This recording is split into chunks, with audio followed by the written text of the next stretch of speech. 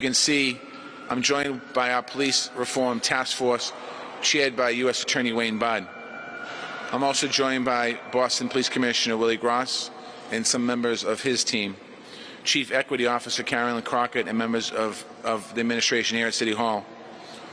4 months ago, I stood at this podium right outside that door, and I talked about what we need to do in our city. I was clear that we must dismantle systemic racism and build up equity and justice for every resident of our city.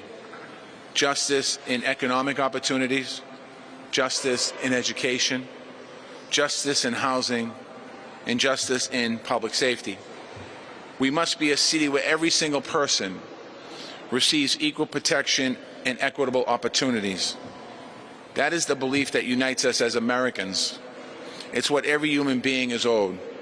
It's the only way that we can move forward with the unity and strength that we need to meet the challenges that face us at this time. We've talked about it for a long time. We've made some progress, and I'm proud of the progress that we've made here in Boston. But we've seen this year we have long ways to go. The desperate impacts of COVID-19, the terrible incidents of violence against Black Americans all across our country, and the powerful and passionate response in the communities of Boston. They combined to create a new sense of urgency. I'll repeat what I said since then. This time, we must and we will sustain the urgency and turn it into transformational systemic change. That's why in June we declared racism a public health crisis in the city of Boston. We shifted funding into health equity, trauma response, eviction prevention, and community-centered programs. We strengthened the use of our police force policies in the Boston Police Department. We restructured city government by placing a chief of equity in my cabinet to drive this work forward every single day. And that was just the start. I also appointed this task force is behind me to review police policies and procedures, to take community input and work with the community, and to present recommendations and actions for reform. It's made up of incredible, outstanding individuals from Boston's Black and brown communities. They're leaders on civil rights, experts on public safety, activists for racial justice. Since forming this summer, they have researched the issue both here in Boston and around the country and seeing what other cities are doing or not doing. They have held 4 public listening sessions on key issues of accountability, diversity, use of force, and transparency. They took on board written testimony in many different languages. Hundreds of residents made their voices heard. The task force shared draft recommendations last month. They took public input through an additional listening session. Now they've completed and shared with me their final recommendations.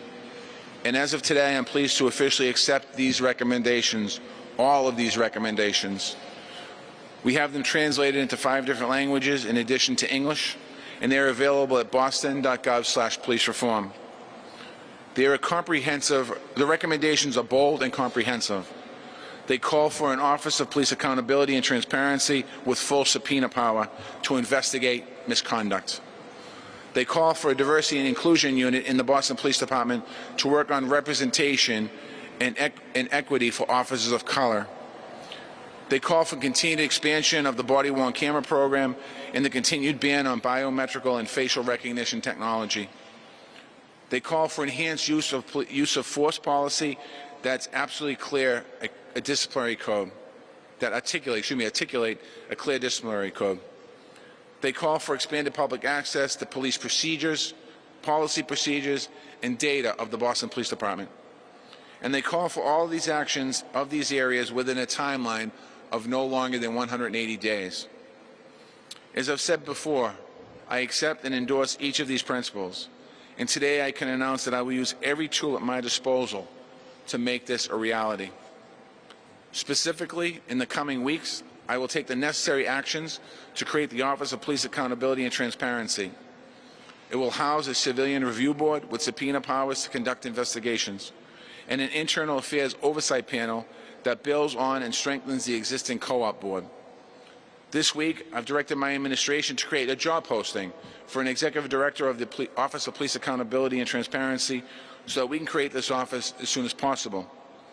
In addition, I will immediately call on and direct Chief of Equity Carolyn Crockett and a cross-cabinet team of leaders to support the Boston Police Department in creating the Diversity and Inclusion Unit and uplifting their internal policies to ensure that they are all written through the lens of equity. Furthermore, this Monday I will be filing a homo petition with the Boston City Council and ultimately at the state legislature to amend the civil service rules that govern police departments' hirings. This petition will establish a preference for graduates of the Boston Public Schools, Metco, or any schools in the Boston Compact, which include charter and parochial schools in our city. This step will build on the success of our police cadet program by developing a new pipeline for diverse Boston residents into law enforcement careers. I look forward to collaborating with the members of the Boston City Council and the state legislature on each of these issues, as well as with the leadership of the Boston Police Department. These are bold steps. They will mark a new era in Boston in police practices and community relations. We are in a position to take these steps because we have the best and most trusted police department in the nation. These steps ensure that we will continue to have the best and most trusted police department in America. And I believe it will do more. At a time of national turmoil, and we are in national turmoil, Boston will offer a model of how to come together and move forward by achieving racial justice in our country. I want to just take a moment to thank each and every member of the task force for their leadership in this work and the work leading up to this work.